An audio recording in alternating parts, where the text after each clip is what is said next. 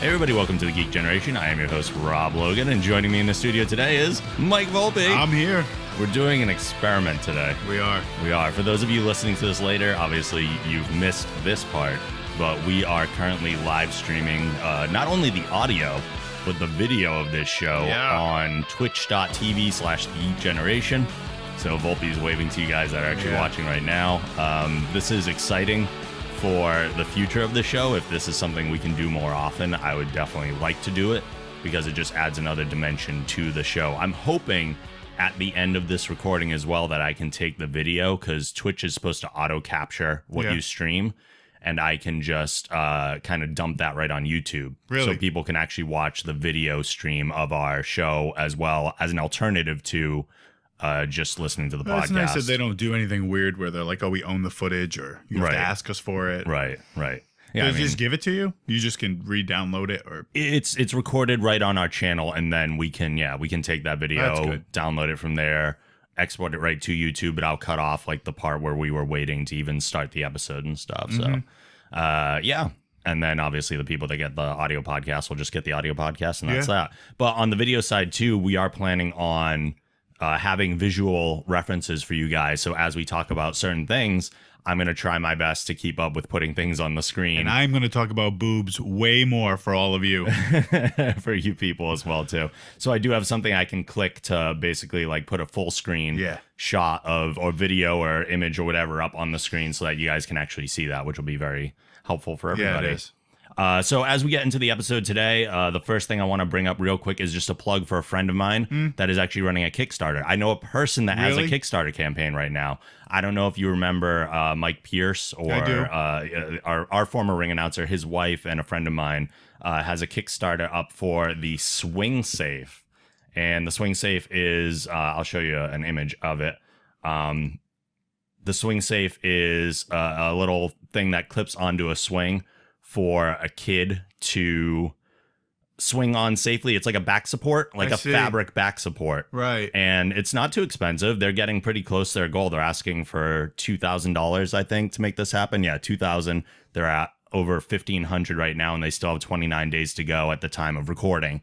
So there's still a lot of time if you want to donate to this. So that's a good idea. Yeah, it's cool. So if you want to check that out, if you want to help them out, go to Kickstarter and you can search for Swing Safe, or you can head to the show notes for this episode on thegeekgeneration.com. I'm already seeing that logo in Toys R Us and Babies R Us. Right. So that's a great idea. It is a great idea. And it's a washable thing. It clips right on the swing and you can take it off or whatever. And it's, that's genius. Kids super fall portable, off swings all the super time. useful. Absolutely. So very smart idea on their part. We love that. And to help them out because they are friends of us, and we love to help out our friends.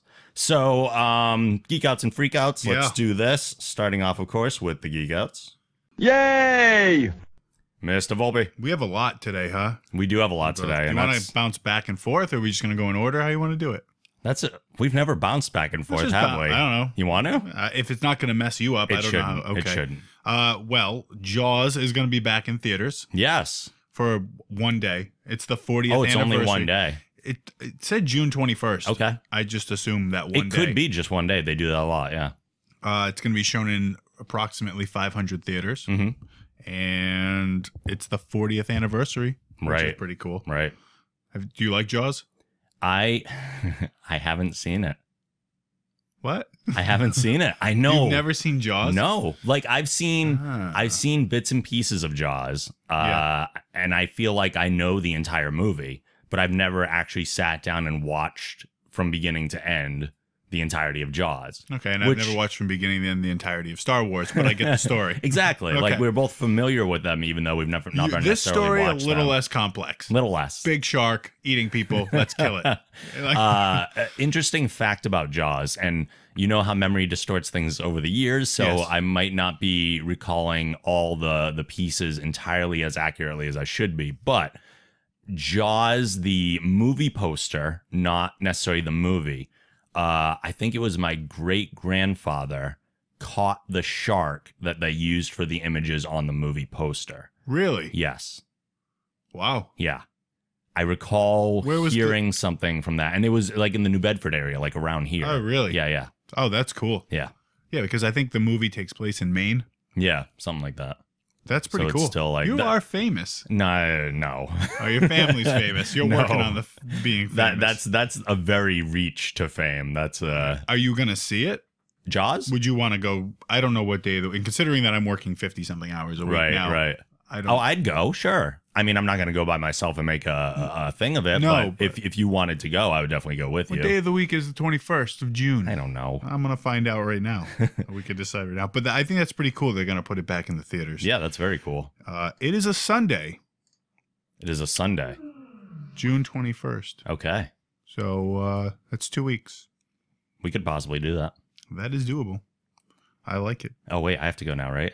You're up. We're bouncing back and forth. This is weird. It's a whole new thing. It's all right. So my first geek out is that I have booked my trip for San Diego Comic-Con. Awesome. I had the press pass already, so I knew I was definitely going to go. And I recently locked in. Like, I was worried at first because they approved my press pass, but I wasn't sure if I was going to be put in a lottery where I would then have to, like, kind of compete for a pass the same way that you normally do. Like, when you get a pro badge or when you get a general admission badge, you're just put into a lottery, and if you're randomly picked, you have the opportunity to buy, and if you're not picked, you don't. So I was kind of worried because I didn't know, and it was coming up. Like, we're a month from San Diego Comic-Con, roughly. So I was worried that was going to be the case, and maybe I wouldn't end up getting a badge after all. But I did confirm my press badge. Like, when they approve you, you're locked in, and you just have to actually register for it. So I have that. I'm going again with Roger and his son Kane. That's good. Our artist friend, Hasbro artist Roger Andrews. He's been posting a lot of stuff on Facebook. He has. He's been drawing a lot. He has, lately. Yeah. So I'm going with them, and my friend Liana is coming with me as well. So I needed a camera operator because I don't know what kind of, I haven't seen the opportunities we're going to get yet. Yeah. But obviously in New York, I needed a camera operator so that I could do interviews while they were running the camera. When I went with Roger and Kane last year, as you guys possibly have heard, we did end up splitting up a lot. So I needed somebody that would be with me all day regardless. So I asked her if she would come with, and she was down for it. So it'll be her first San Diego. Flights are booked and everything's Flights good. are booked, hotels are booked, and we are totally good to go. I'm very excited. Are you staying near the convention center? I'm about, well, Roger got a place, I think, that's like 6 or 7 miles for Friday and Saturday night, but he is not going on Thursday because he has to be home. So I got a hotel for Thursday night that's like 3 miles away. And then we're flying back home on Sunday night. That's wrong. We're flying back on Monday night because the flights are way cheaper to fly back on Monday than on that Sunday. So I have a hotel in the Gaslamp district. Yeah. Because since everybody's leaving, the hotel room prices drop again. So I have one that's like a half a mile. It's a nice place. Half a mile from the convention center on Sunday. It's good. Yeah. Any big news for the convention? Nothing major that I've heard so far. There's got to be a ton of Batman, Superman stuff. Oh, right? I'm sure. There's going to be there was a lot of stuff saying that Marvel pulled out of this convention and they're not going to be really showcasing stuff. It's an opportunity for DC to step up. Yeah. Take over. Yeah. So I don't know what it's going to be like, but I am very excited to get like all the press things, like asking us for interview appointments and all that kind of stuff. So yeah, very much looking forward to that. It's very exciting. It still like feels not entirely real again, even though I've gone before. But it feels like this year's going to be different because of the press aspect. So more access. Yeah. It'd be good. At least. Yeah. All right, you're up. Oh, I stumbled across a fun video. Well, I don't know if it's a fun video. I don't know how I feel about it, but for some reason it made me laugh. So it's a geek out. Yeah. The mashup of the Beyonce song "Single Ladies." Yes.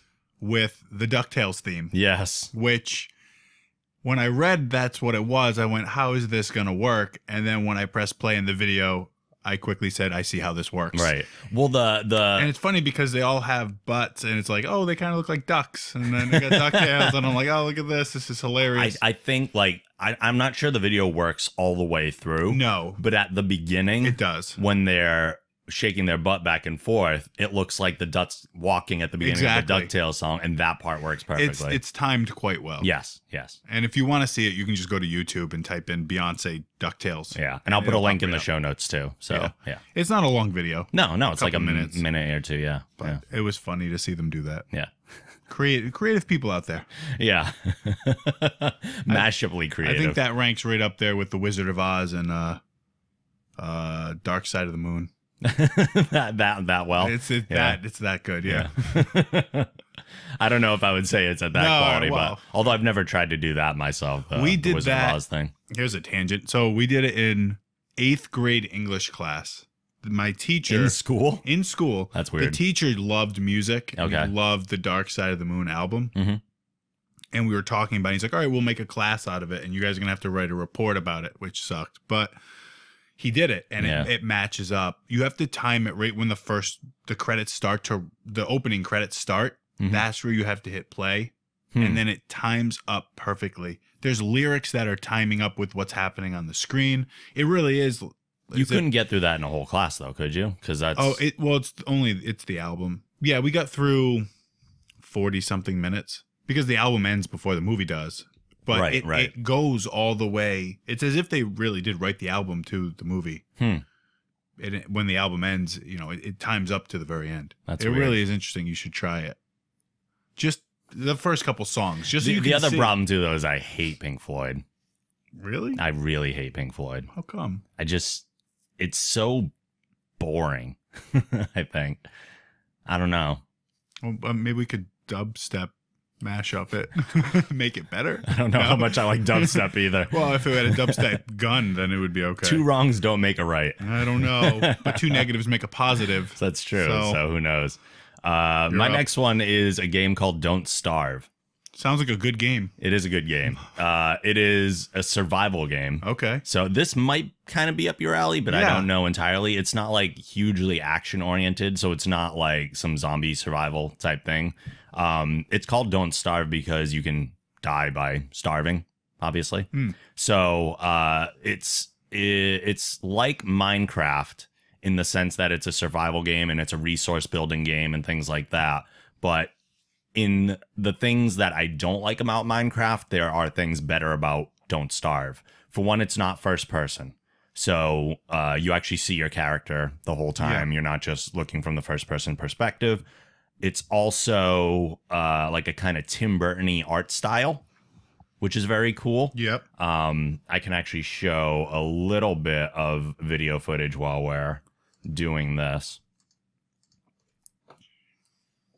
I just got to make sure that the volume is off on YouTube because I don't want that happening. So, very, very Tim Burton-y art style.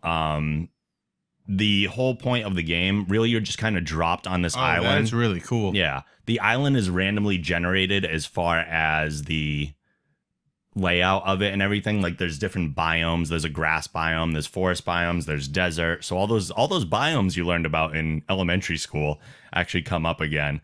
And as you're going through the game, you have to gather food, you have to gather resources, you build things. You have to have, like, similar to Minecraft, when it's nighttime, if you're in the dark, these like invisible monsters will slaughter you very quickly. Really? Yeah. So you have to make sure that you have some sort of light source, even if it's just a campfire at night, and stay within the light or else you're going to die. And there's all sorts of creatures and monsters in the world. Most of them are not like super aggressive. You generally have to make like a mistake, or you have to go after them for some reason in order for them to be an issue. Yeah. But for the most part, I don't know. I just really like it. Like, it's a huge time sink. Yeah. Like you go through day after day after day after day, and you just keep going through, and eventually the seasons will change and stuff. Really? Winter is way harder than it should be. Summer is. Less food. Because you can also freeze to death. Oh. So you have like 3 different status meters too. So you have like your health, you have your stomach level, and when your stomach gets down to nothing, your health starts dropping. Yeah. That kind of idea. But then you also have a sanity meter. So like being in darkness at night, your sanity decreases. There are certain like artifacts that will decrease your sanity. And as you start to lose your sanity, these like corporeal shadow creatures start to become more tangible. Yeah. And they will start to attack you because you're losing your mind. Oh, this is cool. Right? It's like real life. Yeah. All those shadow creatures that come after us all the time. Yeah. So that's very cool too. But the other thing about the game, and this is a critique that a lot of people have, I don't have it yet, but it's also might be because I'm not that far into the game. Like I think on one game I'm in day 20 right now, or 22. How like many days are you supposed to survive? It's endless. Oh. You can just go as long as you can. Oh. The problem with that being that when you die, you die. Oh. Like you could have put weeks or months into this particular playthrough of the game, and then you just die and it's all done, and you got to start all over. It's life. Right. But I mean, you know that going in. Yeah. So the first time I played, there was like a flash sale on PlayStation Store, and I got it for like $5 with the Reign of Giants expansion DLC. Mm-hmm. So it wasn't expensive at all. And I died first day because I didn't know. It doesn't hold your hand. Like I was in the dark and I died right away. Really? On day one, the first night. And I was like, okay, so now I learned. So now I made it through. Then I make it through like day 9 and I die. And I'm like, okay, I learned more. And then you keep like going and you make it a little further. And so it is That's cool. Like a learn and master type game. And I liked it so much that I reached out to the actual developers, Cly Entertainment. I assume that's how it's pronounced. I asked them if they wanted to be on the podcast, but apparently they're busy with like 3 different projects right now. They're like, we're way too busy to do an interview, but here's some codes to review. They currently have another version of the game, a standalone called Don't Starve Together, which is a multiplayer intended version of the game. That's cool. And I've actually been streaming that online with Ryu a lot recently. So we've been playing. I think we made it into winter on a server recently. But it is cool because you can stop and it saves your progress, so you can come back. This and is a game that has no end unless you die. There apparently is an adventure mode, but you have to get to it through the survival mode. You can't just play the storyline. You have to find the components to build a portal and start the adventure mode that way. Huh. Yeah. Wow. So I guess there is a story to it, but you have to unlock. So they did the opposite of what every other game does, where there's an adventure mode and you can unlock sandbox. There's an endless sandbox. And you have to unlock the adventure mode. Yeah. And it seems like I obviously don't know everything about the game yet, and I'm always learning new things. Like I'll always bump into an artifact or a thing that I didn't know existed, or I'll learn something new about the world that I didn't know before. Like one of the things that's really helpful to do as you're playing is you find and set up camp near like a herd of, they call them beefalo, even though they're buffalo. Yeah. It's their version of them, and they're always in like these big like hay biomes, and they're pooping all over the place. And you gather the poop up and you can use it as fertilizer for farms and grow your food and all that stuff. So that's cool. But the beefalo are very good about attacking other animals. So if you set up camp near beefalo, not only do you have a constant source of poop to fertilize your farms, but if like a pack of wolves comes and attacks you, you can run towards the beefalo and they'll ultimately go after the wolves. Really? And probably like either kill each other, or usually the beefalo just take them out. So what forces you to have to move on? You kill all the animals, you have to find a new place to live? I've never gotten to a point where I needed to move beyond the camp that I set up.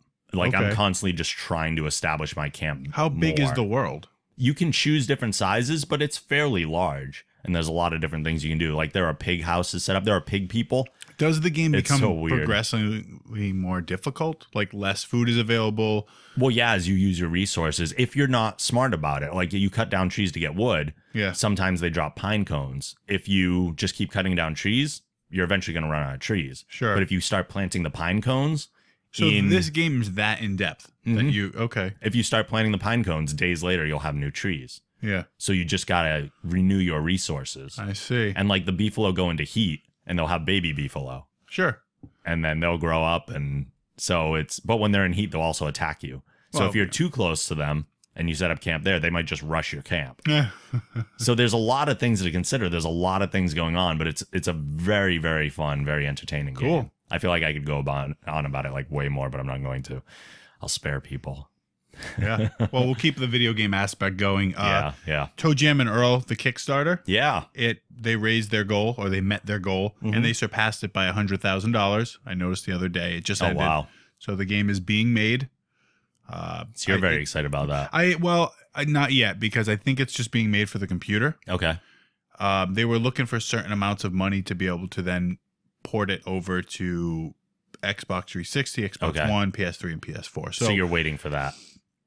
I think the game is going to have to come out and be on the computer, and they're going to have to make their money, and then they'll be able. So it might be some time. Did you back it, or I ended up not backing it? No, because of that reason. Yeah, because I looked at what they needed. Yep, they needed it was like $500,000 to get the game to port over to the systems, and I was like, and at the time I was like. But they might make money from the PC version. That's what I'm saying. To do it, yeah. And a lot of games do that. Like they just announced Mighty Number 9, the game that Damien and I have been waiting for. Now, if you get it on PlayStation, it's a 3-way cross buy. You buy one copy, and you get it for PS3, PS4, and PS Vita, which is awesome. That's a good move. Yeah. You're up. Okay. Are you jumping out of order with even yours? Okay. Yeah. All right.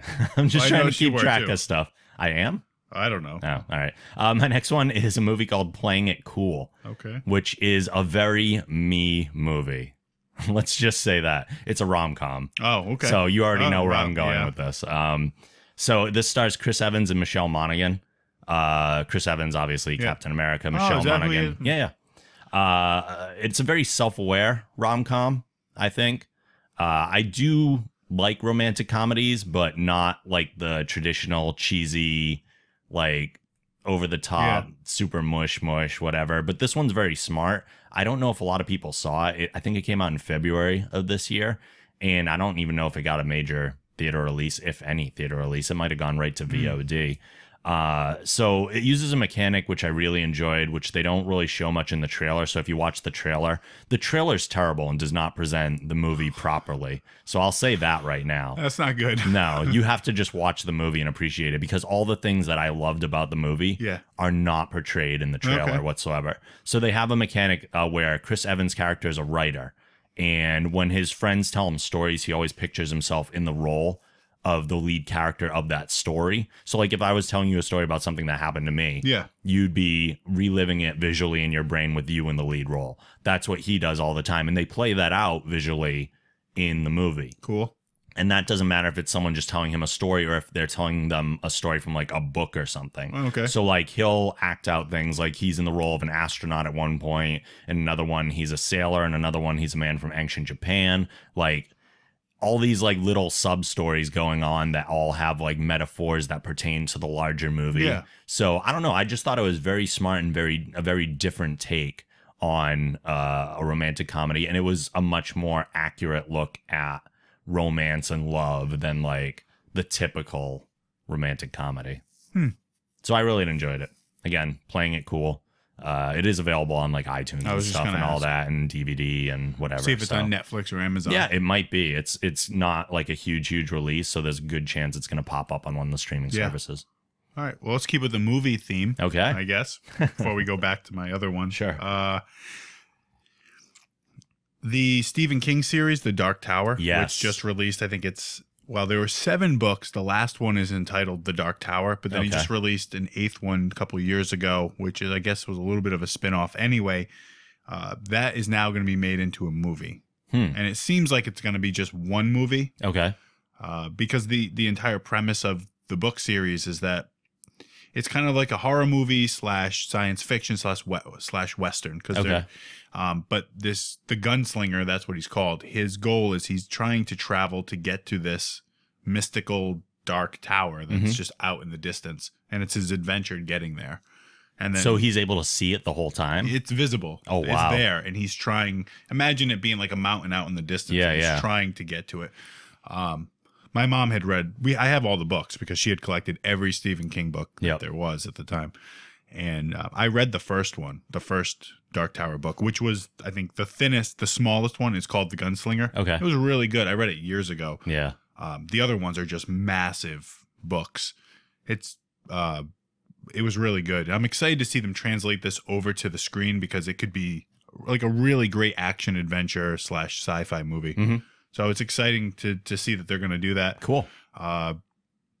And there was a quote from Stephen King where he just says that he's excited to see the Dark Tower is finally going to be appearing on screen.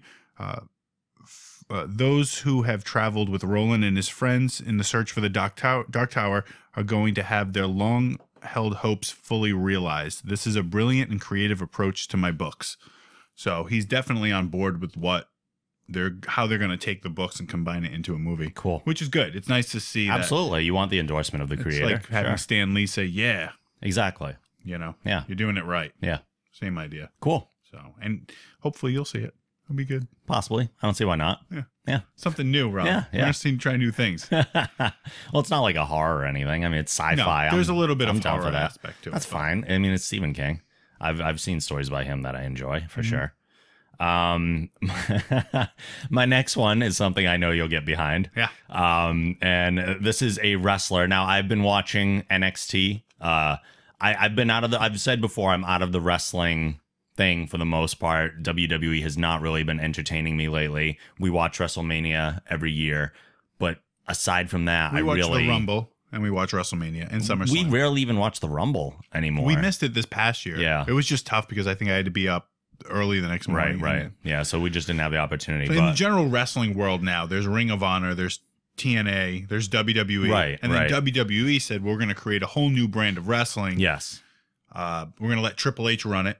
And it will be a developmental territory. And it's called NXT. Yes. And I'm pretty sure it's better than the actual WWE product. It is, because that's what I'm enjoying. That's what I'm getting into. I'm liking the characters more on NXT. I feel like they have more time in the ring than just bantering back and forth at each other. There's not as much filler. The show weekly is an hour long, which is perfectly acceptable. And like, instead of watching Raw and SmackDown, which are like 5 hours combined, it's 1 hour a week, and then the pay-per-views are phenomenal. Yeah, they're big events. I mean, they're not necessarily pay-per-views. They're 2-hour events. Yeah, and they're really good. So I enjoy those a lot. I watched you told me about the ESPN 60. I think I have 15 minutes left. I was falling asleep last night. I had to go to bed, but I think I have about 15 or 20 minutes left. And I watched that, and that follows Adam Rose. It follows Xavier Woods. Yep, and Corey Graves, who actually isn't wrestling anymore. Right, who you find out through that ESPN 60 documentary as well. The only thing, I thought it was a really good documentary. The only thing that kind of bummed me out is that they didn't follow one of the women just for that perspective, because it is different. So if they had just chosen, like, even if it was Flair's daughter, Charlotte, would have been interesting, especially from that perspective of someone whose father was in the business type idea. So that would have been the only other thing I would have liked to see. But aside from that, it was a really good documentary. But speaking of women in NXT, someone who I am very much geeking out over lately is a wrestler in NXT named Alexa Bliss. Oh, there she is. Yeah, so I got a few like captures from live NXT programming to throw up here. Now, there's a couple reasons I'm geeking out over her. Obviously, she's incredibly gorgeous, as you can see here. I'm not someone who normally goes for blondes, but she kind of looks facially like a blonde Anna Kendrick. Oh, yeah. You can see it a little bit? A little bit. A little bit. She's also got the mousy mouth that I love so very, very much. And if people don't know what that is, you might be a new listener to the show and not understand when we say mousy mouth. It's that like up curled lip of the top Just lip. Look at what her mouth is doing. Yes. And that's what look for whatever reason. For whatever reason that drives me crazy. But the coolest thing about her recently, she had almost like a cheerleader-ish type character a bit until recently. She's a heel now and aligned herself with Blake and Murphy. Oh, annoying. And I don't really care about them whatsoever. No. But the thing that I do like... that's why they put her with them. Right, I think nobody cared, and they had to create... I think so. Make them relevant. The thing that is cool about that alliance, for me at least, is now the chick that I think is the hottest in NXT. I say chick. That's probably breaking it down too much, too simple, because she's a very good wrestler as well. But the hottest woman in NXT is now wearing red and black gear that resembles, in a way, my old gear and my old has logo. The slashes on it. Yes. So if you like reverse the colors of her outfit, it very much looks like my old mask, which is crazy. So that just like amps up the attraction. I do believe my response was like, hey, that could have been us. Right. We could have been Blake and Murphy. Right. So right away, we're doing this. When I found out about her, I obviously had to follow on Instagram and all that stuff. Oh, she's on Instagram? Oh, yes. I don't know if I follow her. I follow her, and I follow Becky Lynch and Finn Balor.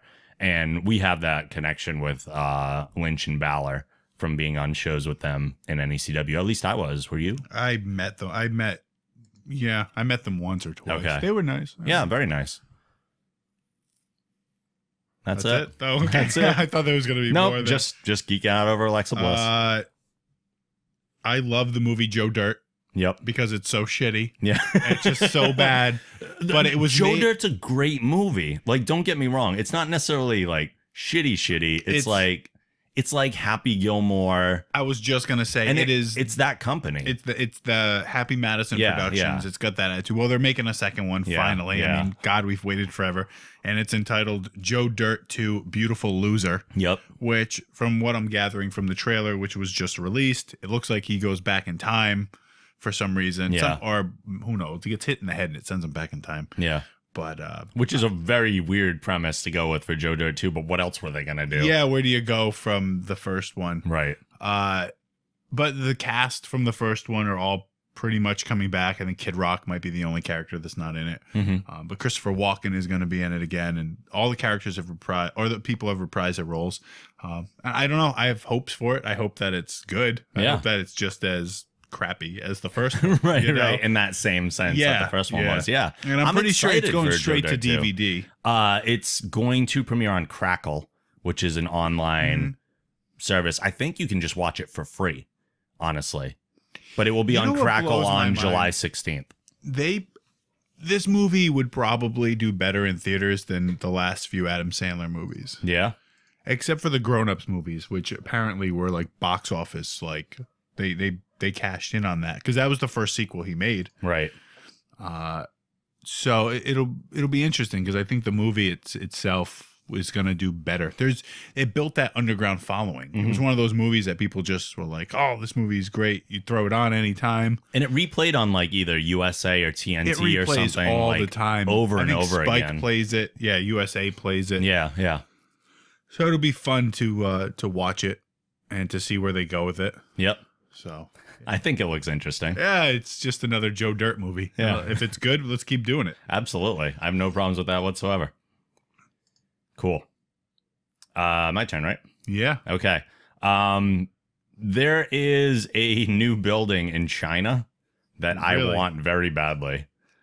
This guy named Liu Dejian, I'm probably saying that wrong. Look at that. Probably saying that wrong. He is the founder of Chinese game developer NetDragon Websoft, and he has spent reportedly just under $100 million to build an office for his company that resembles Star Trek's USS Enterprise. The 260-meter-long building took 4 years to build, with construction starting back in October of 2010 and finishing in October of last year. The company even made sure to reach out to CBS to obtain permission for the building's construction. Where is this built? It is in it's in China. I forget exactly where, but I kind of like this is I don't know. You look at the scale of it compared to the tennis courts, and it's huge. Yeah, even the buildings behind it. Yeah, I just feel like this is going to become. It could become a little bit of a tourist attraction. One would think. But I mean, it is. And I hope that it's in the next Godzilla movie. I just feel like he should come out of the water and just, It'd be hilarious if he like broke it off and started playing with it, like a plane or something. That would be great. So, but I mean, it was designed to look at like the Enterprise. You can see the saucer section, you can see the nacelles, but at the same time, the oblong shape and the way that it reaches forward makes it look more like the Voyager than the Enterprise. But still, I mean, the fact that he has a building that resembles a starship from the Federation, that's pretty amazing already. Yeah. That's pretty cool. Yeah, I think it's awesome. Totally geeking out about that. You're up. What do I have? 2 left. So Orange is the New Black will be season 3 is going to be on Netflix June 12th. So it's one of those, it's a Netflix series, so the whole season just appears at once. Yep. But seasons 1 and 2 are there. So I recommend, if you haven't watched it, that you should go watch it because it is a great show. I have not. It is about a female prison and it is good. The characters are fantastic. There's good character development. You really hate some of them. You love some of them. So they do a really good job with the show. It's a good TV show. Cool. And season 3. Yeah, I've heard good things about it. I don't know how many more seasons there's going to be. I can't imagine that they're going to go past maybe 4. Yeah. At this point, because her sentence isn't that long. So. Oh, really? Yeah, I don't know. I mean, I think 3 might be it. The show has done really well. The ratings I guess what the response has been like fantastic for it. Yeah. But without killing the show, I imagine there's probably only going to be 4 seasons. Does everything take place within the prison, or do they reach outside and tell stories that way too? There are flashback scenes to what got them there. Okay. There are episodes that will focus on another character in the prison a little bit and give you their backstory and show you what led to them ending up in prison. Okay. And even that story is broken up amongst different episodes sometimes. So there's stuff outside the prison. Okay, cool. Yeah. You're up. Okay. I'm very excited because, and I'm wearing my shirt to represent today. Yes, I see. There is a 26 episode animated series based on Capcom's Mega Man franchise being developed for television. Dentsu Entertainment has enlisted Man of Action Studios for the project, the studio behind Ben 10, Generator Rex, and Big Hero 6. So that's cool. The studio, however, is also responsible for Marvel's Ultimate Spider-Man and the Avengers Assemble cartoons, which we didn't like either of those. So let's hope it's nothing in that vein and more something close to Big Hero 6. The Mega Man series has a target air date of 2017, which coincides with the Blue Bombers' 30th anniversary. Yeah, love Mega Man. The TV show that was out in the 90s was very kid-oriented. I assume with the other kind of stuff that Man of Action tends to work on, that this will be kind of targeted towards the same audience. I don't know for sure. I would like to maybe see something that could be enjoyed by multiple ages because I love Mega Man too. I want to watch something Mega Man. I would love for it to be good, but who knows? We'll have to wait. I never really got into Mega Man. No. I tried playing the video games and I wasn't into it. And they're relentlessly difficult. That's one thing. I used to watch a friend play them and I was like, I don't want to. This game looks too hard. I can't do this. Never really got into the character though. I had some of the action figures, but that was it. Yeah, that's the extent. I am excited about my last Geek Out, and that's why it's last. Okay. Earlier this week, Bethesda's website rapidly changed. Yes. And it was a countdown to something, which we all knew what it was going to be, or we hoped we knew it was going to be. We knew. Come on. We knew. What's exciting was that the amount of information that was given in the video that was played was, I just thought it was going to be a screen that says Fallout 4. Right. This is a trailer with footage from the game. Like this, they went all out with this. Like this game clearly has been in production for some time. Absolutely. And is probably not that far off. So Fallout 3 was probably one of the games that I've put the most amount of time into of all the video games I've played. Besides maybe Halo because of the online aspect of it. Played through the game multiple times. So I'm really excited about this. I'm just now curious to see where it's going to be released, because is this going to be the game that makes me go, I got to go buy an Xbox One? They have said that it's going to come out for next gen stuff. Yeah. So, but there are rumors. I think maybe someone from Bethesda like said offhand that there are no plans for like an Xbox 360 or a PS3 release. No, because they have to move forward. Right. And for a game, and what I love about the trailer was this, and if it's the flashback between before the bombs dropped and after. People are wondering if that's going to be a playable aspect of the game. I think it's going to be. I would love for it to be. I think the game is going to start off with you racing your way to like the vault. Maybe you're going to play a grandparent to the person you ultimately play as, right? Because decades will have passed. That would be interesting. But to race to get there before, because Fallout 3, it opened with you there. You're in the vault and you're growing up and you're learning. This would be an interesting way to say, hey, let's. Do you think it's the same character? No, it's a different character. It's a different vault. Right. Well, and actually, Fallout 3 had something that could possibly mean that this is definitely not the same character. But also their DLC kind of retcon that fact as well. No, this is definitely going to be a different character because this is Vault 111 and it's set in Boston. Right, which is also cool. Exciting for us. It is, because not only that, but there's so much hint to the Commonwealth, which means I think this is going to be a very policed area. It's going to be very heavy in military, which changes the aspect of the game. Yep. But to then see what the outside world outside of Boston is, I imagine that Boston in this is going to be very heavily like monitored and militarized, and then the outskirts are just going to be a dump. Yeah. Just a pure disaster because you're not in the desert. Now you're in towns, you're in cities, it's a whole different aspect. More New of the Vegas game. Style in the sense that it's a little more civilized. Well, I don't know. We haven't played New Vegas, so we wouldn't know. But I also like the fact that in the trailer, it actually is not following the person. You're following the dog. So it looks like the dog is going to be a big aspect to the game. Having your companion. Which I have to say was my biggest geek out. Just to see dog meat right away. I was like, yeah. Because I freaking love dog meat. And I will not. I've said it before on past shows that when dog meat dies in one of my Fallout games, it doesn't matter how much progress I've made since my last save, I will stop and I will reload because I am finishing the game with dog meat. Yeah. It has to happen. People really love there's a connection to a dog in real life. So yeah, absolutely. It's cool to have it in the game, and it looks like it's going to be great. It'll be interesting to see when it's going to be released. I'm sure at E3 there'll be more information. But the game seems to be pretty far along in production. Yeah. Yeah. So this might be the game. And E3 is not too far away. It'll be very, very soon when we get more information. This is actually the first year, too, that Bethesda is actually doing their own press conference. Really? They've never done Ubisoft does it every year and presents like all the new Assassin's Creed stuff and then a little bit on top of that. Bethesda has never done this. And this year they are doing their own press event. So it will be very interesting to see what kind of information they release. And it's obviously going to be all about Fallout 4. Yeah. So I'm very excited for that. Me too. Yeah.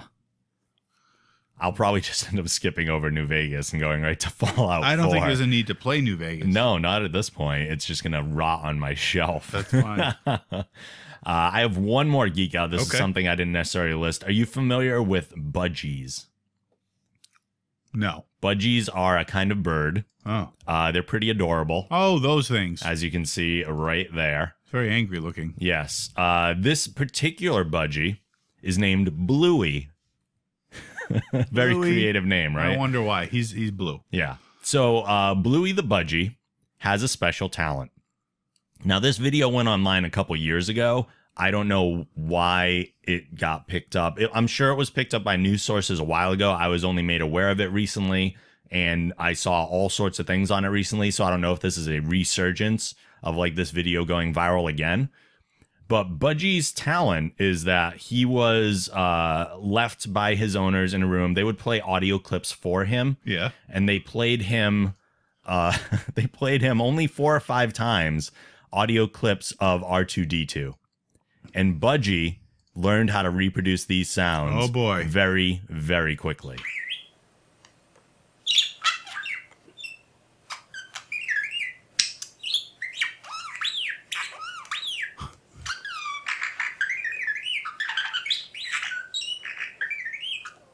Is that crazy? That's cool. He's R2-D2. He is.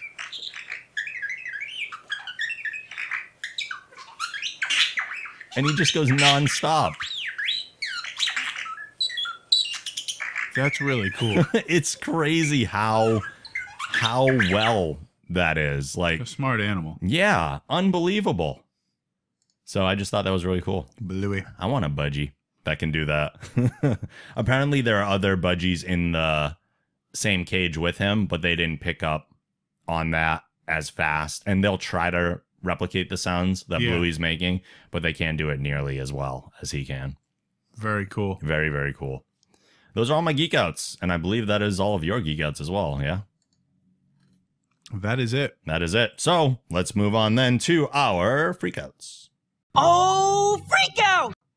I only have one. As do I. And it's not even like a big deal, but it made me chuckle and go, really? Like that? There was just all this news and press about McDonald's making a big announcement about their food. Mm-hmm. And so immediately go, wow, they're going to announce that they're going to actually use real chicken or real beef.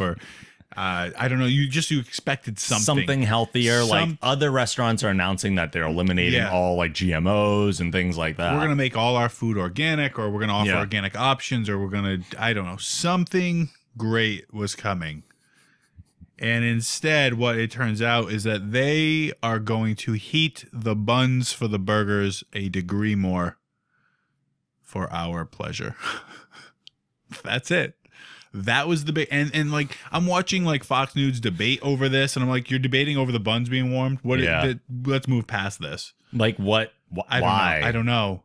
They're gonna toast them a little bit longer to make them a little bit warmer, which is kind of silly because by the time you unwrap it from the wrapper anyway to eat it, they've already cooled off. Yeah.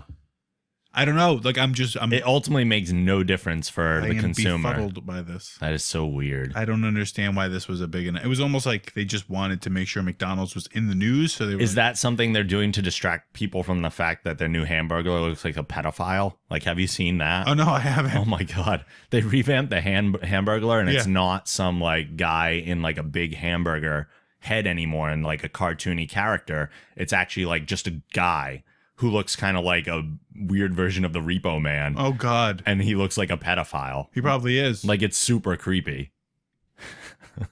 That's not good. No. Where are they going? I don't know. Switch to Wendy's. Go to Sonic. Yeah, I know, right? Let's get them spreading out around here. I don't remember the last time, like, I've gone to a McDonald's for, God, anything. Well, we had the food episode years ago, but we had their fries. And their food sucks. It does suck. I don't know. Yeah. Anyway. Okay. Shitty announcement, McDonald's. No, well done. My only freak out is related to the X-Files revival. I hate Joel Mchale. He's stupid. He was good on Talk Soup or whatever it was called. I didn't even like him on that. Like, Joel Mchale to me is one of those people, he seems arrogant, and he always acts that way in his characters too. And there's something very unlikable about him. And it's a bummer because I think, like, I've tried watching Community before, and it seems in all aspects to be a show that I should and would enjoy. Yeah. But Joel Mchale, I just don't like at all. So it's and he's the main character, so it's really hard to get past that to enjoy what is a very geek-centric show. Yeah. But Joel Mchale has joined the cast of Fox's 6-episode revival of The X-Files. According to Deadline, Mchale will play the recurring role of Tad O'Malley, and his name is Tad, which is not doing him any favors in this. Said to be, quote, the anchor of a popular conservative internet news network who becomes an unlikely ally for Fox Mulder. The only way this would work for me is if he was some sort of, like, villain, and I'm supposed to hate him. It's the same reason that I only like Ben Stiller when he was in Dodgeball, because I was supposed to not like Ben Stiller because I already don't like Ben Stiller. Well, he was a villain in Heavyweights. I didn't remember see that movie? I didn't see it. The Fat Camp movie? I'm told it's good, but I haven't seen it. That's the movie I picked for us to watch for the movie review podcast. We're watching Heavyweights. Okay. All right. That's it. I picked it. You picked it.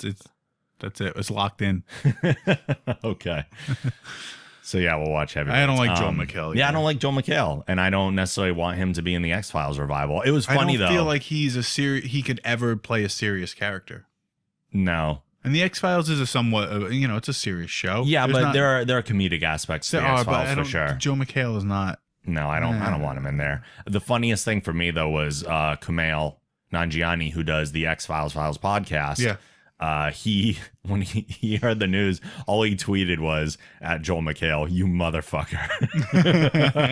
And you can hear like his voice saying, right, because Kumail wants so badly to be on the X-Files revival, and he should be. He absolutely should be. Maybe they'll make him a character. That would be amazing. Something weird. Anything. It doesn't matter. I think he would be thrilled to be in it, regardless of anything else. That's cool. Yeah. Well, it's not cool, but But yeah. Joel Mchale, suck it. So let's move on to the very important stuff. Now that we have the geek outs and freak outs out of the way, really important things, Mike. Okay. Really important things. Last time you were here, we had some cotton candy Oreos because that was the newest thing. I knew it. I'm awake. I'm here. What's happening? Food. Since then, there were rumors of other Oreo limited editions. Which, by the way, they were really good. Yeah. Oh, what, the cotton candy ones? Yeah. I can't find them. Really? Nobody near me carries these damn things. Wow. Oh, and by the way, when you gave me that bag to take home, it didn't make it through the day. Oh my God. I ate 2.5 sleeves of Oreos. Wow. That's impressive. I have a problem. Clearly. Well, you're about to have another problem because there is another limited edition flavor out there. Yes. And this is one that you've seen before. Yes. But now it's actually finally out. And this is one that I might enjoy. I'm not sure. Ladies and gentlemen, s'mores. S'mores Oreos. The only thing that most people say about these online is that they should have been called S'moreos. Yep. Which makes sense. So the s'mores Oreos, we have a graham flavored cookie, and it has chocolate cream inside and then a marshmallow cream. Now, my fear is that the marshmallow cream will be the turnoff for me because I don't like marshmallow. But the reason I don't like marshmallow is more based on consistency. So if it is like a campfire marshmallow consistency, I probably won't enjoy it. If it's like a cereal marshmallow consistency, that's like the harder, I'm totally down. All right, because I'm all about those, because marshmallows are really just where do you find these, the limited edition? Are you ordering them online? No. Where are you getting them? Target. They're at the Target, like down the street from me. I don't have a Target near me. I have to so I'm gonna grab a couple of these. I have to find my way out from behind this table. Here you go. Yeah, you pulled the Visually, table in. I can throw them. I'm gonna frisbee them to you. Okay. Ready? Hoo-ah! Oh, caught him. Smooth. So we got the graham cookie here. In between, you can see hopefully the chocolate and the marshmallow. I'll do a little unwrap. And it feels very soft. The cream feels like a normal cream. The cookie is not really like, it's a graham cookie. Tastes like a Teddy Graham. Remember those? It does. What do you mean remember? They're still out. When was the last time you had Teddy Grahams? Not too long ago, actually. Surprisingly a small amount of time.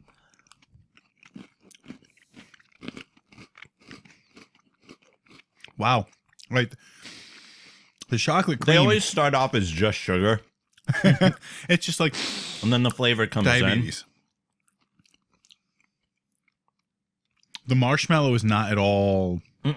It's fine. You feel it's good. It's almost just like the regular Oreo cream. It's really,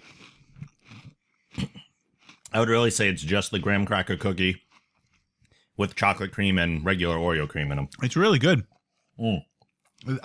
They're nailing these things. I haven't had a bad one yet. I know you didn't like the cotton candy, but and I didn't like the caramel apple one very much either because it tastes like banana. It was a weird. These are really good.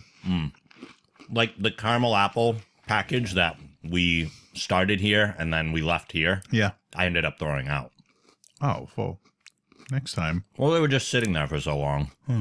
I would have eaten. That's why I let you take the cotton candy home. Oh. Figure you could just eat those because I wasn't going to do anything with them. These are not bad, though. I like these. These are good. And I am not a s'mores fan in general because of the marshmallow. But this, it's not impacting in any way. The marshmallow flavor is very, very mild. And really, you taste the chocolate. It's really just the chocolate and the graham cracker. We could have put more stuff in the middle. They could have. They should have been double stuffed. Yeah. Yeah. It's a little light on the filling. Considering that there's two flavors, you would think that they would have added more. I agree. Because the chocolate way overpowers the marshmallow. I don't know if the marshmallow has any taste. Like, if you were to peel it apart, I almost feel like it has no taste to it. It's just sugar. You just don't taste it. Well, I mean, marshmallows are just sugar. They are, but there's still a taste to a marshmallow. Yeah, a little bit. But it's more about the consistency than anything. They're good. Try them. I like them.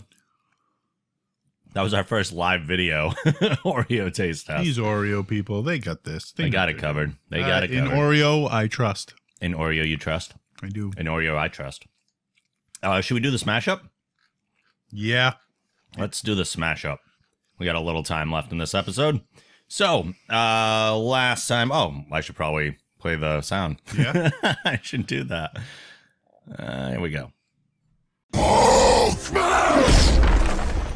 Okay, so last time we did the smash up, the category that I gave you was to ruin a sitcom with one word. The examples that I gave you: Home Loan Improvement, Different Masturbation Strokes, and Everybody Loves Raymond anally. Oh. So some people went outside of this and they started throwing in like multiple words and stuff. I'm like, no, you're missing the point. One word. Ruin it with one word. Not replace a word either. ruin it with one word, you're adding it in. The examples were there, and I thought very evident. So, Damian Cranshaw writes in, growing chest pains, and full house fire.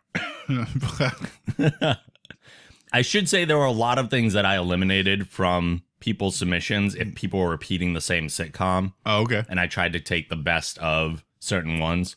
Zane White writes in, Saturday Night Live Peep Show. Oh, I like it. Sounds better. It does. And Sex in the City Jail. Okay. Okay. So that's kind of like Orange is the New Black, right? Pretty much. Okay. Yeah, exactly. That's... Greg Wallach writes in, My Three Homicidal Sons. Oh. All in the Kardashian Family, which is basically Keeping Up with the Kardashians, I would think. Teenage Mutant Ninja Turtle Soup. Ooh. Shredder wrote that one. Yeah, right. And The Big Gangbang Theory, which I knew someone would submit at some point. Yeah, that's some Bazinga. Bazinga Bukaki. Oh. Aaron Shuck writes in. Shuck. The Kill Bill Cosby Show. I like it. Manson Family Matters. Mm-hmm.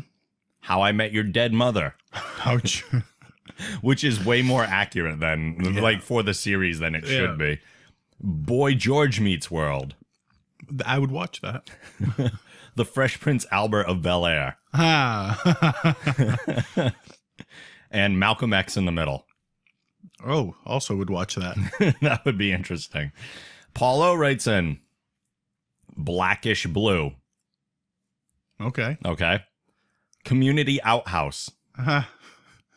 Hot in Cleveland Steamer. Oh, I like these. The people who listen to this show are just fantastic. The Brady Bunch Orgy. Yeah. And I don't know about that one because now it's incestual. That's but wrong. At the same time, it's really not because of the actors, but the characters. Well, it's a gray area because he had kids and she had kids, and now the kids aren't really related. So it's like, I don't know. Certain people have to stay away from each other, but others can go full on. Whatever. Yeah. I don't know. It's still not right. There's too much. Too much. None of the involved. boys are related to any of the girls. Right. In any way. So they just have to pair off. I'm pretty. You know what? I bet if we Google search this, that movie exists. Oh no! I don't want to. I'm gonna have to. And lastly, the Golden Shower Girls. Yes. Ugh. We have.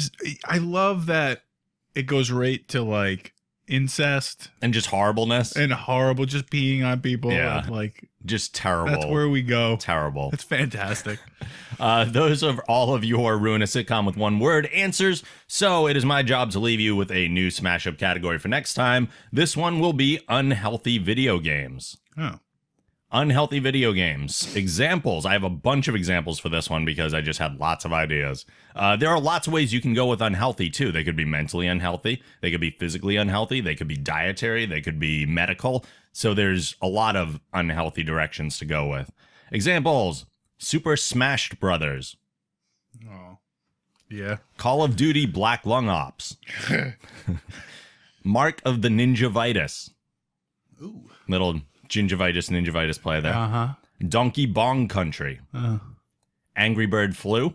Yep. And Kingdom Heart Attacks. Hey. So, unhealthy video games. Email your ideas to podcast@thegeekgeneration.com or tweet them to @geekgeneration. If you have ideas for a smash-up category, please send those in too. We always like to see those. We're going to start wrapping up this week's episode. So, is there something that you would like to plug or a final thought, Mr. Mike Volpe? You can follow me on Instapoo. I have 3 different accounts. 3 different accounts. Mike from the gym. Yep. That's me. SBV Supplements and Westerly Fitness. All right. So follow me. Follow. For everything else that we do, you can head on over to thegeekgeneration.com. If you use iTunes, please rate the show and write a review. We always appreciate those. You can like us at facebook.com/thegeekgeneration and follow @geekgeneration on Twitter. You can follow me on Twitter and Instagram @TheNightAngel. Support the show by going to thegeekgeneration.com/support. You can send emails to podcast@thegeekgeneration.com. And as always, the show theme is provided by Mchale Supremacy. A link to their site can also be found on our site. Speaking of our site, you'll notice in the sidebar now that there is also a SoundCloud playlist player. We are uploading our episodes to SoundCloud now from now on, as well as the website. So if you're a SoundCloud user and you'd like to follow us over there, you can do so by going to thegeekgeneration.com/SoundCloud. You can also just check out the playlist player on our website and listen to what's there. And it's an easy way to share that stuff on social media so that there's actually an embeddable audio player right inside of Facebook and Twitter and all that other stuff. SoundCloud is the best for that, and we love them for doing so. So this concludes not only this week's episode, but also our first video live stream of the podcast, which I think went well. I don't know because I'm not looking at the chat room right now, so I'll check with Damien afterwards and see how it did. But we will be back next week. We'll be back next week with more stuff for you, and we will see you then. Later. See ya.